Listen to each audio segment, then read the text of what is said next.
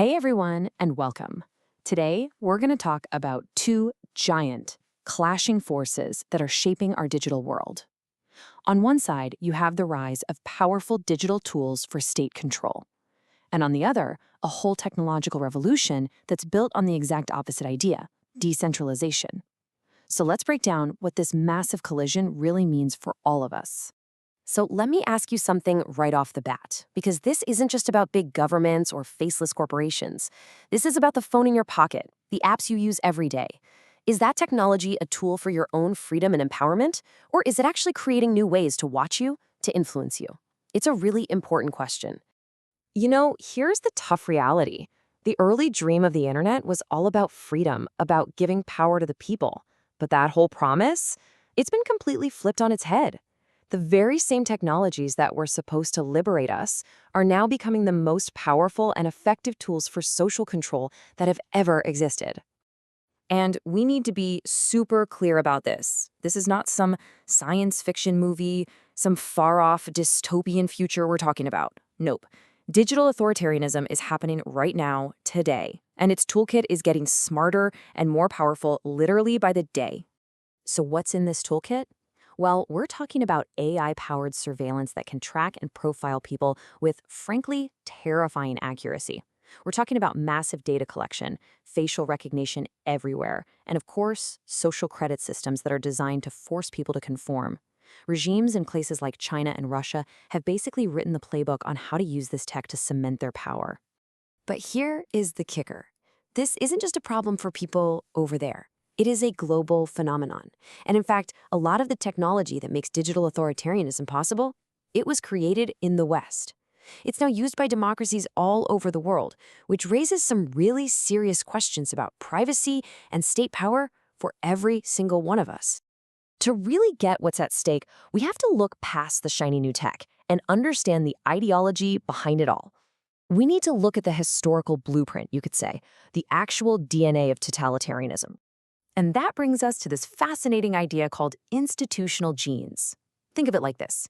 Totalitarian systems have these core self-replicating building blocks, a kind of political DNA that allows them to maintain absolute control over a society, not just for a little while, but for generations. So, what are these genes exactly? Well, for a regime to get total control, it has to control every single pillar of society. It has to control the ideology to create a monopoly of truth. It has to control the military or the gun barrel. It has to control the police, the knife handle. It has to control the media, the pen. And today, this is the big one. It has to control all organizations and all data. You control those things and you control everything. And this creates this incredibly powerful self-reinforcing cycle. The regime uses its power to make people believe a certain way. As more people conform, that actually gives the regime even more power and authority. And with that extra power, it builds what's called institutional memory. The schools, the surveillance cameras, the bureaucracies that make that ideology permanent. It's a feedback loop that's almost impossible to break. But what if a technology came along that was designed from the ground up to resist this exact kind of top-down centralized control? Well, that brings us to the other side of this story, tokenization, a completely different way to build our digital world. So what is asset tokenization?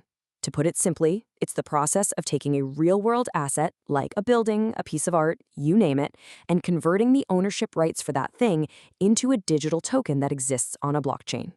Now, this is a total game changer. The old way of doing things relies on a central database, a single record controlled by one company or government. It's slow, it requires a bunch of middlemen, and it's full of potential errors. Tokenization, on the other hand, gives us a distributed ledger, a shared source of truth that everyone can see. It's almost instant, and it cuts out a lot of those middlemen. And the potential benefits here are just huge. We're talking about radical transparency, since the record of who owns what is often public and can't be secretly changed. It's way faster and more efficient, and it makes things so much more accessible. It opens the door to stuff like fractional ownership, where you could own a tiny digital slice of a skyscraper or famous painting. It's a really democratizing idea for assets. So I think you can see where this is all going, right? We've got two systems, two completely different ideologies, and they're built on fundamentally opposite principles. This is the perfect setup for a major clash. I mean, the contrast here could not be more clear. Totalitarianism needs a monopoly on truth. Tokenization is all about radical transparency. Totalitarianism needs centralized authority. Tokenization is built on distributed consensus, on agreement among many. One system is all about secrecy, the other is all about trust and being able to check the record for yourself. They're like oil and water. Okay, so that leads us to the critical question. Tokenization sounds great, right? In its purest form, it's a powerful force for decentralization. But is it completely foolproof? Can this technology of freedom be twisted and turned into a tool for control? And this is the really chilling part of the argument. What if a regime took the best parts of blockchain, its efficiency, its permanent record, its perfect tracking, and applied them to its own tools of control? Could you use it to build the most perfect surveillance ledger in history? A social credit system where every single action is permanently recorded and impossible to change?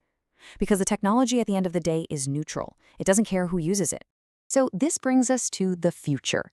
The stakes in this fight, this battle between technology and ideology, are unbelievably high. And frankly, the outcome is going to define what power even looks like in the 21st century. And just so you know, this is not some small niche debate. The market for tokenized real-world assets is projected to hit almost $4 trillion by 2030. That is a massive, seismic shift in the entire global financial system. The fundamental architecture of this new system, whether it ends up being open and decentralized or closed and controlled, is being built as we speak. So it all comes down to this. We are standing at a crossroads. These technologies can take us down two very, very different roads. One leads to more transparency, more access, more individual power. The other, it leads towards the most efficient, most durable systems of control ever imagined. So the final question really is, which road are we going to choose to go down?